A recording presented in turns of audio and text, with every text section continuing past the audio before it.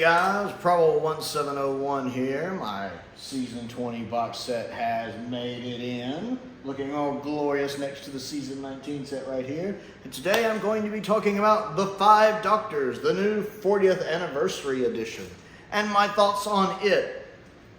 Real quick, just to talk about the story itself. I love The Five Doctors. I've always enjoyed it. It's my second favorite multi-doctor story after The Three Doctors. It's a lot of fun, and the plot is fine. I mean, it does have some plot holes in it, like why doesn't Bruce just teleport in there with the transmat to begin with, but willing suspension of disbelief over the little plot holes, the story is fine. I enjoy seeing everyone back. For the most part, I do feel like Sarah is written very badly in this. Sarah doesn't really do anything, and I love Sarah Jane, but she's just kind of there so they can be like, we brought Sarah back. She kind of gets regulated to the damsel in distress type character, which is very much not Sarah. Like the little roll down the hillside, it's like this, Steve. And then she kind of complains more than Sarah would. I don't know if I can take much more of this, so I'm a little disappointed with how Sarah's written in it. But it's nice to see everybody back. The Third Doctor very much acts like the Third Doctor, which I like. It's great seeing Troughton back. He steals the show as always. Good having the Brigadier back. Richard Hurndall is great as the First Doctor. I've talked about him before. And the First Doctor in The Five Doctors feels like the Hartnell First Doctor. I love that. He's the one who ultimately figures out the riddle. I enjoy the story. It's a lot of fun. I like the updated effects. I won't go into details on those till the end of the video, because that'll be, I guess, kind of a spoiler section in case anyone hasn't seen the 40th anniversary yet. But I'll say I like the updated effects a lot. I really think they add a lot to the story. There's a couple times I think I prefer other special effects, like from the special edition. I'll get to that when I'm going over in detail. But overall, I definitely call this the definitive version of the story with the updated effects. They look really, really good, and they feel appropriate. Like, it's not like I'm watching this going, nah, this looks out of place for a 1983 production. It doesn't. It fits in really well. It sticks with the idea of what the effects were supposed to be originally. And I'll talk about that more when I get to discussing them specifically. The Blu-ray looks really good. The film segments look very clear and very good. My one problem with the film sections, and this is a plus and a minus, excuse me, is on this version, unlike the DVDs, it looks, the film segments for the location work looks very desaturated. The colors are much more vibrant on the DVD release. There's actually a fellow YouTuber on YouTube named TJ Space DW has done a wonderful comparison video comparing different screenshots from the DVD release to the new Blu-ray release.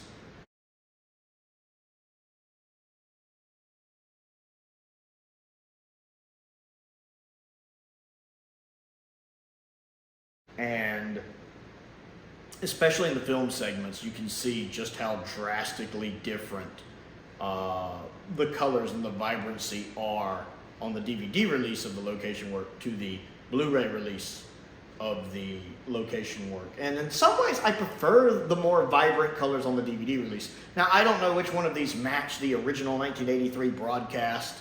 Not the one that's on the Blu-ray, but just the way it originally looked on broadcast in 1983. I don't know if they had added vibrancy to the DVD release to make the colors pop a little more. So maybe this Blu-ray is more accurate to the original vision of it. But like when they're in the death zone, it makes sense for everything to look more desaturated and dead because they're in the death zone. It's called the death zone. It should look bleak and not very colorful. From a narrative standpoint, I like what they've done with the Blu-ray. The fact that it looks more deader, less vibrant, more an area you don't want to be in. I like how the sky has this very kind of white, grayish, you don't want to be there look. That makes sense. Other things I like about the desaturation, the Cybermen look great. Something about the way the Cybermen look on this DVD release, I can't put it into words, but anytime I see a Cyberman on the screen, I'm loving the way they look. The Rastan Warrior looks good too, since it has that kind of silver look. It works really well with Pertwee's hair, that white hair looks really good with that DC. I know it sounds weird, but it's true. His hair looks fantastic with this new Blu-ray upgrade over it. Because I've literally watched a screenshot where you see him on the DVD master, and you see him on the Blu-ray. The Blu-ray's hair just looks better. I do prefer the DVD release more at the beginning when the Fifth Doctor and his companions are on the little Tranquility Planet and when the Brigadier and the Second Doctor are talking at the unit base. Those should look more vibrant. The colors should pop more. And so I actually like the way that looks on the DVD better. Whereas again, they look that kind of desaturated look they have on the Blu-ray. Skin tones are the problem. Skin tones on the 40th anniversary version, well, on the Blu-ray set, because they're all three of the versions of it on the Blu-ray are supposed to have this restoration done to them, look weird. Like there are scenes at the beginning when the Second Doctor and the Brigadier are in the Death Zone where the Second Doctor's face almost looks white. He is so pale, like a vampire got to him. And it's very off-putting to me. And there's a few times on the location work where skin tones look too pale. They've taken too much color out. And again, I don't really mind it for the actual setting or the clothes because it's the Death Zone. It should look like a deplorable place you don't want to be. So again, from a narrative standpoint, it makes perfect sense. But the skin tones looking so off really bugs me. They just look better on the DVD master, in my opinion. They look more like skin tones should look. That's just a little nitpick from me. Other than that, it looks really good. Another problem is that in the studio scenes, the colors still pop. Like anytime you're seeing videotape footage, the colors still pop, just like they did on the DVD masters. And there are times where you go straight from a studio shot full of color to a location shot where it's very desaturated. And that's a bit jarring. There's a couple times where that happens where it's a bit jarring. Whereas on the DVD master, it wasn't. And I think that covers most of it for the main video. Let's talk about special effects. So if you haven't seen it yet and you want to cut off here and come back to it later, that's cool. I really like the updated special effects. Now, the one that stands out the most is the one everyone's already seen anyway, the time scoop. This is the definitive version of the time scoop for me.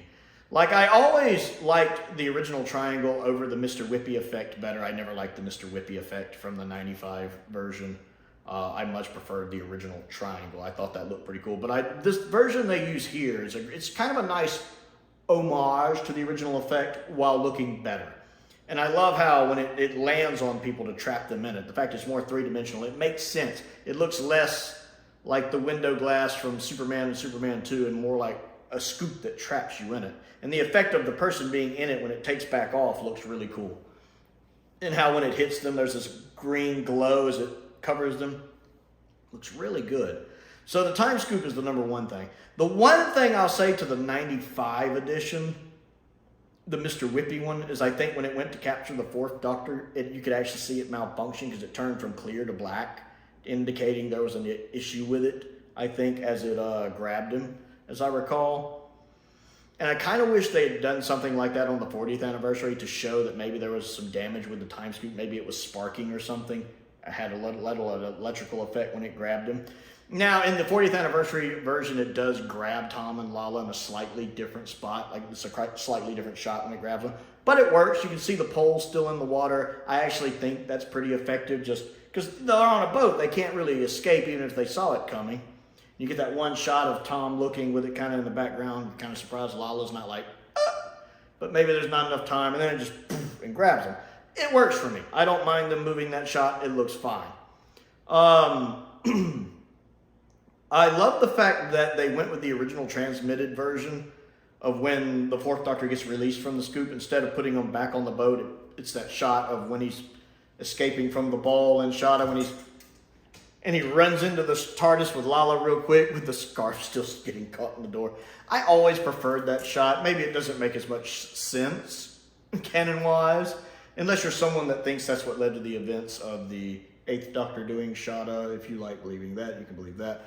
But I just always liked that shot better in the original version, so I'm glad they used that shot in the 40th anniversary version. Instead of them showing back up on the boat, they show up there and the Doctor runs into the TARDIS with his scarf getting caught in the door. I'm glad it went that route. I love, one of my favorite shots is actually the Doctor and Romana when they're caught in the time vortex, that scene when it shows them trapped.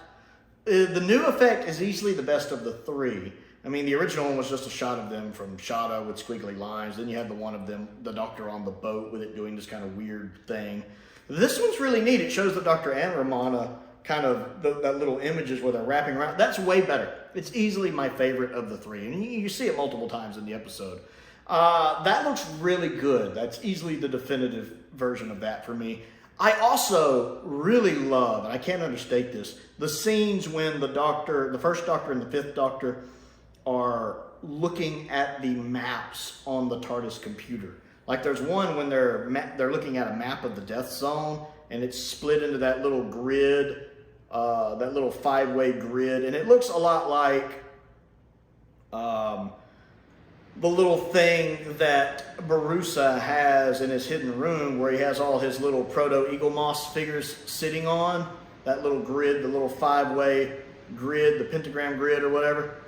And it's neat because it means it makes this little control thing kind of a map of the Death Zone. And he has each of the Doctors dropped off in a different part of the Death Zone, all racing to get to the tower. So it's nice to see the little 3D map of that they bring up. I love when he's mapping out the entrances to the tower itself, one up top, one in the middle, one below. And when he's touching the screen, it's even leaving little indentation marks on the screen, like it's a touch screen, like a modern day touch screen.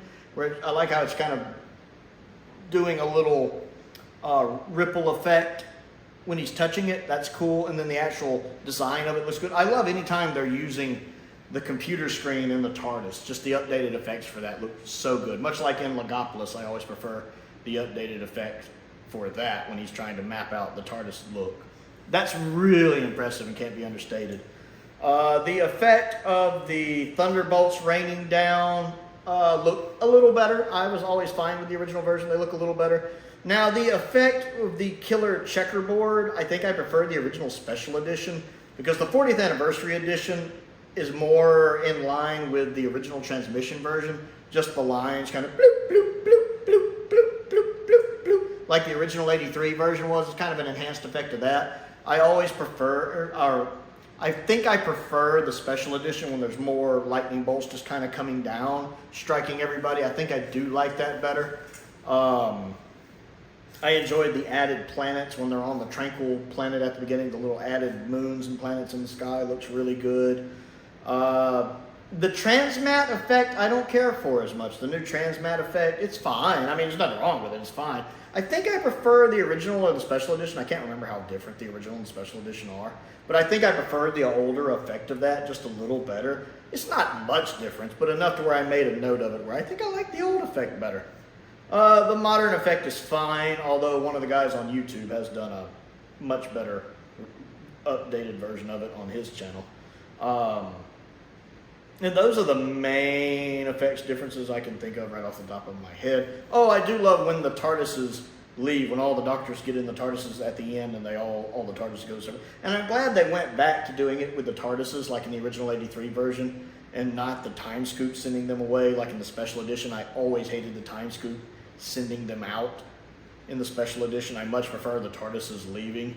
The original 83 effect of that was fine. I wouldn't have minded if they'd kept that. But the one they used with the TARDISes going out also looks really, really good. So I'm very happy they went that route with it as well. So yeah, definitely, again, the little nitpicks aside, especially with the desaturated look, with skin tone and stuff, I definitely think this is the definitive version. It looks really good. It's a fun and enjoyable experience. I've always liked the 5 Doctors. It's a fun little romp. Editing wise, I'm not sure. I kind of wish they'd had updated effects for the special edition as well, in case you wanted those extra 10 minutes. Or I know they're slightly reordered. Like there's actually a scene in this version where, you know, when the first Doctor discovers the other Doctor's making it in, he's like, 2 more have made it. I wonder what happened to the other one. And then it cuts to something totally unrelated because we'd already seen the scene where Barusa's talking with the Castellan about the 4th Doctor being trapped. Is there anything we can do for him? No, he must be there for now. Well, I want to keep him stabilized. We saw that scene before that where it would have made sense to order that different, to where when the first Doctor says, I wonder what happened to the other one. Then you would have played the scene with Barusa and the Castellan showing the Fourth Doctor and Romana trapped in the vortex. And I can't remember if the special edition does it like that, but I think it would have been reordered better that way. A little nitpick. But other than that, I really liked it. So the Five Doctors, the 40th anniversary. What do you think of it? Comment down below and let me know. Other things to do, don't forget to click the like button and the subscribe button. And the bell for notifications so you never miss out on another video. I also have a Patreon if you would like to support me on that. There is a link to that down in the description below. Get early access to videos, exclusive polls to vote in, very early access to some videos. I want to give a shout out to some of my top tier patrons, Stephen Crane, Colin Coney, and Tim Perkins. I appreciate their support, as I do the support of all of my patrons. I also have a P.O. box if there's anything you would like to send me to look at and review. That's down there, as is a link to my Amazon wish list, which I have updated recently, actually. I also have YouTube memberships available if that interests you. Most importantly, thank you for watching.